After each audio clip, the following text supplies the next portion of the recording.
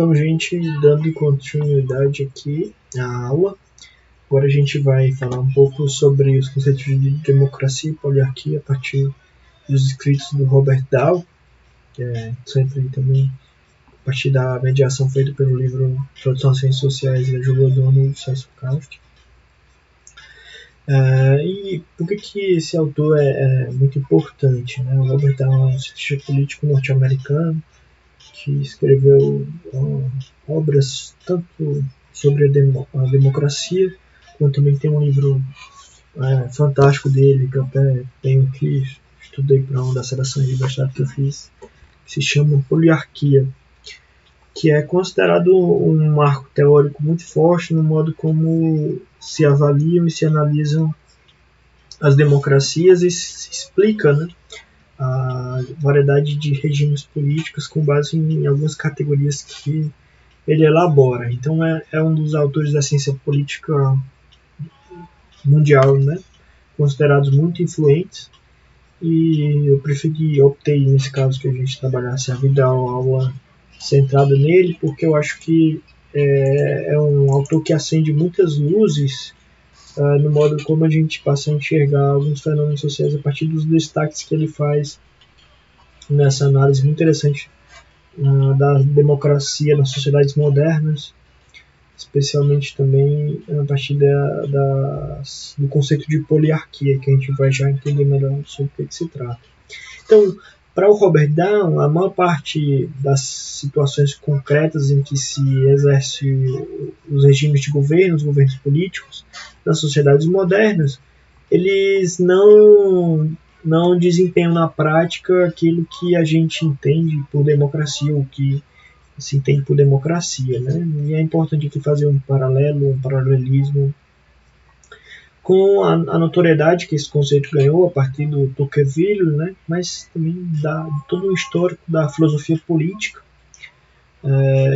de construir modelos de definição da variação de regimes políticos, né? Especialmente da democracia. E no sentido moderno, contemporâneo, a democracia está muito relacionada aos valores de igualdade política e liberdade política, né? Que foi um quadro construído a partir da produção do Charles Tocqueville, né, no livro Democracia na América. São dois livros bastante volumosos que o Tocqueville escreveu com base em uma visita que ele conheceu os Estados Unidos, né, logo após a Revolução e a Independência da coroa inglesa.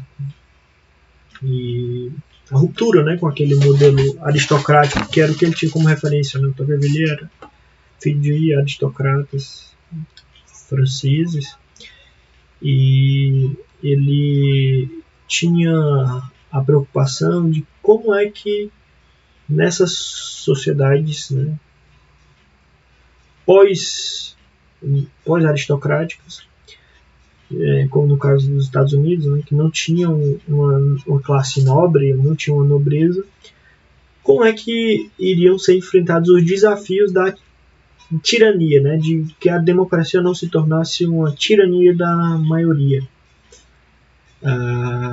que tivesse como efeito essa tirania da maioria a prevalecência da igualdade política em relação à liberdade individual, né? A despeito de uma série de problemas que ele tinha identificado lá, como a tendência à corrupção. Então, a obra do Tocqueville, e isso espelhou muito o sentido moderno que a palavra democracia ganhou, era justamente esse modo de organização social e política que tinha a ver com esses dois pilares, né? A igualdade e a liberdade, né? Tentava conciliar essas duas variáveis, digamos assim. Diferente do Tocqueville, né, já numa outra situação histórica completamente diferente também, já na sociedade moderna, ali dos anos 50, anos 60, anos 70, já de uma longevidade maior, maturidade do sistema político norte-americano e das formas de organização política mundial, né, pós derrocada dos estados dinásticos e a a instauração das monarquias constitucionais modernas ou dos sistemas republicanos, o Dow prefere que a democracia, como conceito, fica associado a essa relação de que há uma perspectiva longa, né, de longa duração, que envolve a responsividade, que é diferente de responsabilidade, tem a ver com accountability, talvez do inglês, né, do governo em respeitar as preferências dos seus cidadãos, né? Então o governo ele sempre está limitado pelo que os cidadãos preferem, né?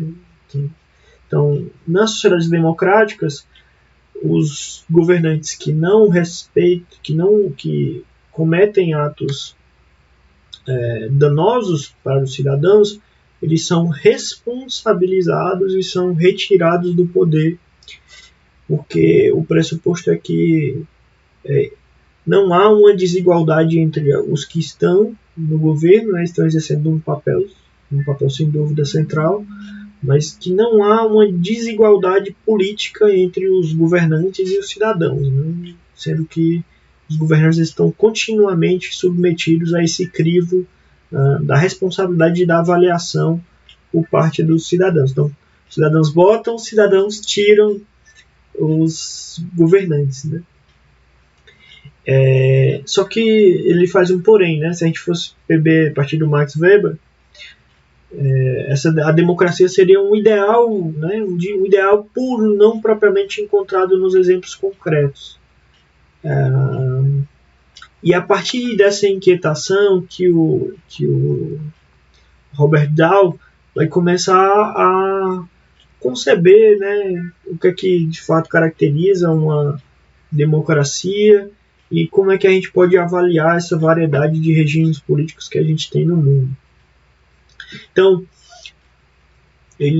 o Robert Dahl, falando sobre a democracia, né, ele vai colocar aqui uma série de questões sobre quais são as condições e requisitos necessários para que de fato exista um regime que se aproxime desse ideal democrático, dessa pureza democrática, né? Primeiro,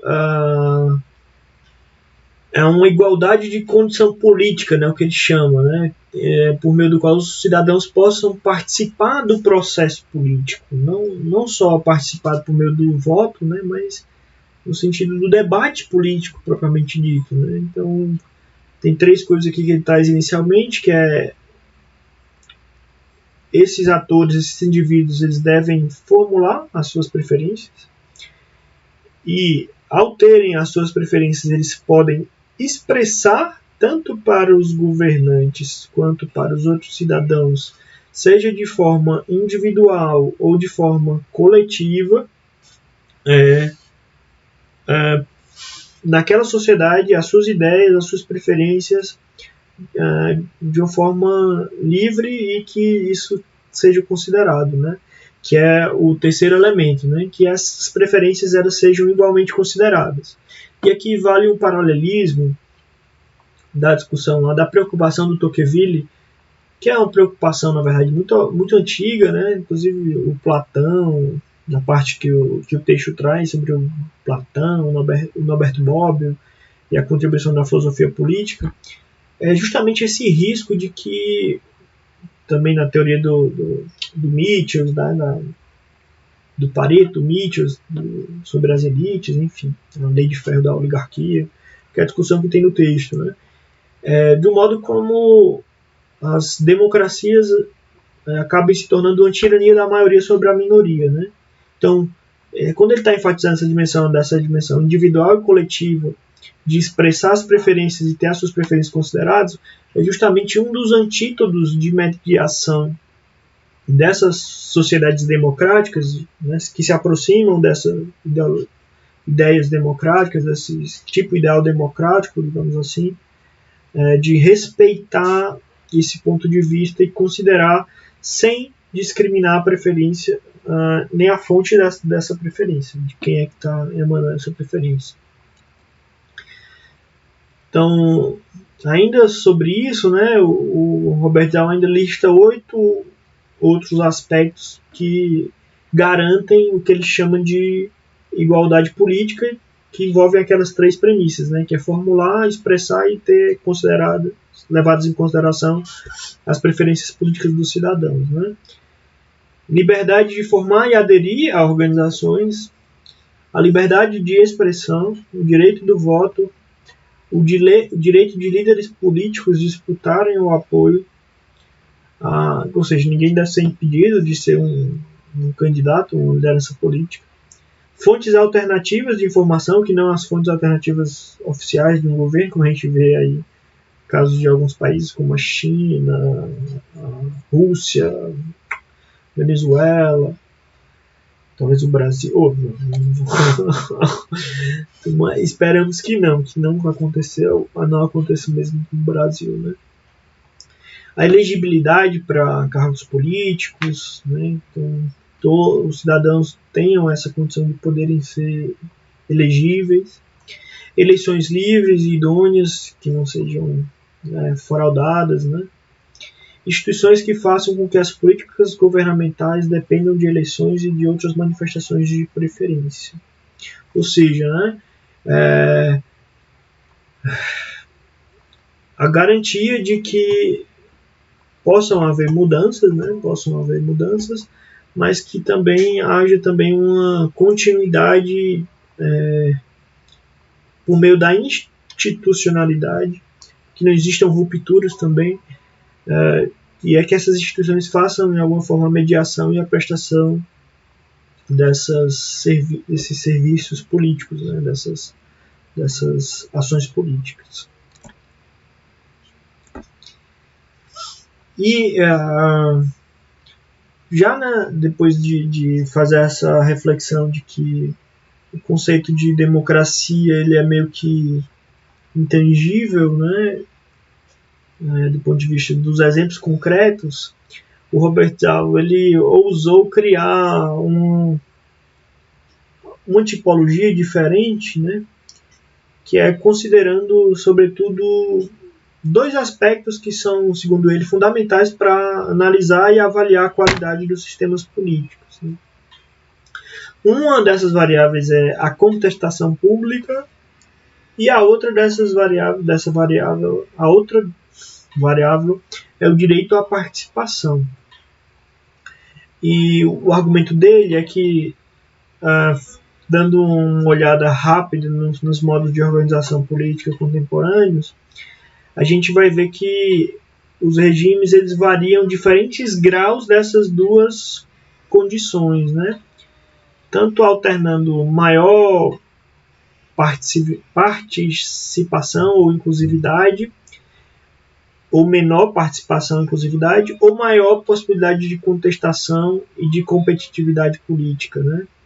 Então, quando ele está falando de contestação política, ele está falando a permissão daquela sociedade para que os cidadãos façam o exercício da oposição política e possam, de alguma forma, competir também nessa arena por esses cargos, né? Então, essa seria uma das variáveis. Quando ele está falando de direito de participação, é o modo como a maioria das pessoas participa do processo do sufrágio e na escolha desses representantes, né? Desses representantes políticos. Wendel, mas isso não é... Hoje no Brasil, basta ter mais de 18 anos para votar? Um parênteses, né? Nas sociedades concretas, né, nas experiências mais recentes, nos últimos 50 anos houveram mudanças significativas em alguns países sobre o sufrágio universal, né? Tinham países que não permitiam os negros participarem do sufrágio, como era o caso da África do Sul. E até algum tempo também no Brasil e em outros países da Europa e nos Estados Unidos, as mulheres não poderiam participar também do sufrágio. Então, essa questão do modo como a inclusão, quando o Robert Dahl estava preocupado com isso, é porque, de fato, isso é um termômetro para entender como é que essa sociedade se aproxima desse ideal mais, digamos assim, democrático, né, de abertura política, de valorização daquelas questões que a gente vem discutindo. E o que é muito forte nessa percepção do Robert Dahl é que a partir disso a gente consegue, de alguma maneira, avaliar a qualidade dessas formas de organização dos regimes políticos. Então, a partir da combinação entre essas diferentes graus, né, de ou inclusividade ou de oposição e contestação pública, ele vai criar esses quatro, né? Ele até no livro que ele representa graficamente, não sei se vocês estão vendo aqui, ele faz um gráfico em que tende-se para algumas dessas tipologias, né, que ele cria. Então, as hegemonias fechadas são aqueles regimes em que não tem tanta competitividade, mas não tem competitividade e nem tem participação política. Então, é o pior dos cenários, né? As hegemonias inclusivas é que tem baixa competitividade, mas tem mais universalização da participação. As oligarquias competitivas são regimes em que tem mais competitividade, mas tem baixa participação. E aí ele cria o conceito de poliarquia, que é esses tipos de organização do regime político em que tem competitividade e contestação pública e tem participação ampla, né? E ele diz que no estudo que ele faz, né, que a maior parte das sociedades contemporâneas, das formas de organização política contemporâneas, eles podem ser classificados num desses quatro formatos, né? E é muito interessante quando a gente conhece essas categorias e a gente passa a avaliar pelas informações que a gente tem dos regimes políticos, que a gente passa a enxergar de uma forma mais científica, né, como é que esses países estão se organizando politicamente. Então, vocês viram que nessa tipologia não há a definição específica de uma sociedade democrática, né? Porque o que está chamando de poliarquia são as sociedades que têm alta inclusividade e têm alta competitividade e inclusão. E algumas características, né, dessas poliarquias. Nas poliarquias há eleições livres e a competição eleitoral ela é incentivada e regulamentada. O direito ao voto é universal e também é universal o direito de concorrer aos cargos, né, a elegibilidade, digamos assim. O processo é marcado pelo direito à livre expressão e também ao debate, ao contraditório. Existência de fontes alternativas de informação. No caso, e aí até uma preocupação também de Tocqueville, né, de que a liberdade de imprensa era uma forma de mediação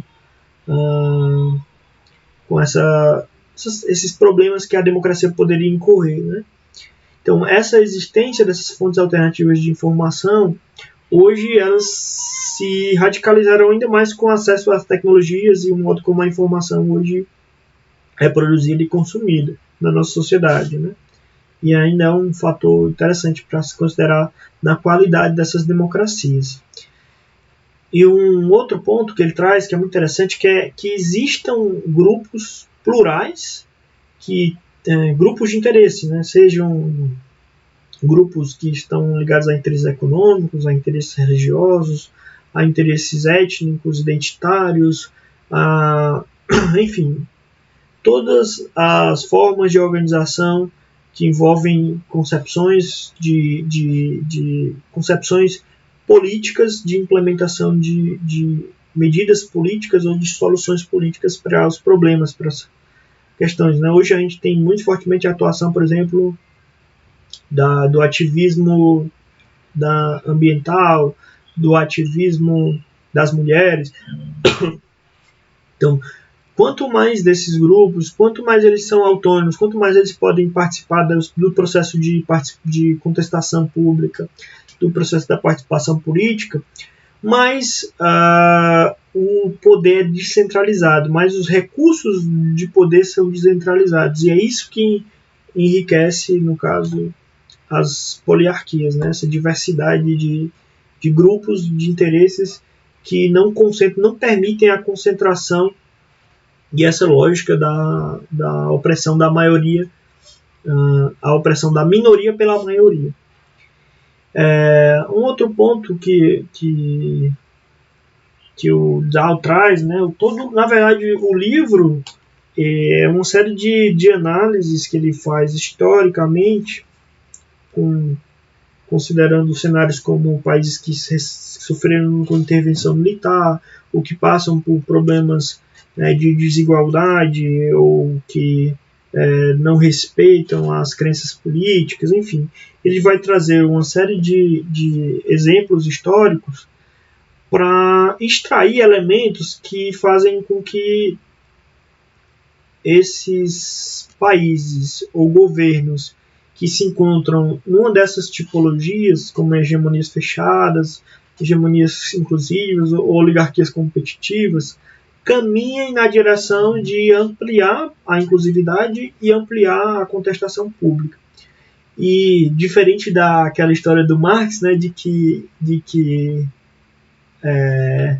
a mudança social é inevitável, na verdade, a mudança para a poliarquia ela não é muito fácil de se alcançar, né?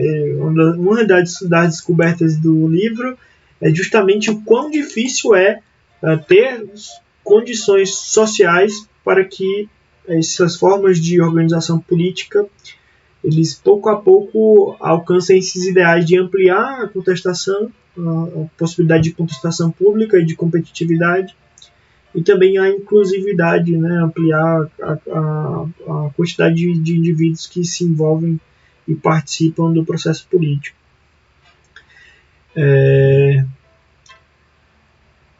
Então, para quem tiver curiosidade, também a obra é muito interessante mesmo. E tem alguns fatores aqui que ele coloca que passeiam por essas transições, que é que uma das coisas que ele descobre no estudo dele é que um regime que tem a inclusividade limitada, mas que tem competitividade, ou seja, né, nem todo mundo ali pode votar, mas todo mundo pode concorrer, digamos assim, ou pode manifestar a sua opinião publicamente. Ele tem mais chances de se transformar numa poliarquia do que o contrário, né? Ou seja, regimes que têm alta inclusividade, mas que têm baixa contestação política. E para conhecer os demais aspectos e as condicionantes históricas que ele explora, né, no livro, só conhecendo a obra mesmo, né? Então ele explora, esses basicamente seriam o sumário e as variáveis que ele considera, né, que são fatores que influenciam ou dificultam a transição desses outros tipos de regime para as poliarquias, né? As sequências históricas, o grau de concentração na ordem socioeconômica, o nível de desenvolvimento socioeconômico do país, a relação entre igualdade e desigualdade, as clivagens subculturais, que seriam a diversidade cultural e os diferentes grupos que existem, o respeito e a existência das crenças e do ativismo político, e se o país está ou não como é que está lidando com essa questão do controle estrangeiro, das fronteiras, né? Então, basicamente era isso, né, que eram as nossas aulas. O fórum está aberto e aí vocês têm a postagem da semana. A gente está chegando aqui ao fim da disciplina, né, em termos de conteúdo de vídeo, né, de videoaula. Talvez eu faça apenas um novo vídeo aí, ou marque uma atividade síncrona para tirar dúvidas sobre o trabalho da AV2. Espero que vocês estejam bem adiantados. Mas é isso, desejar uma boa noite a todos e uma boa aula, um bom descanso também. Até mais.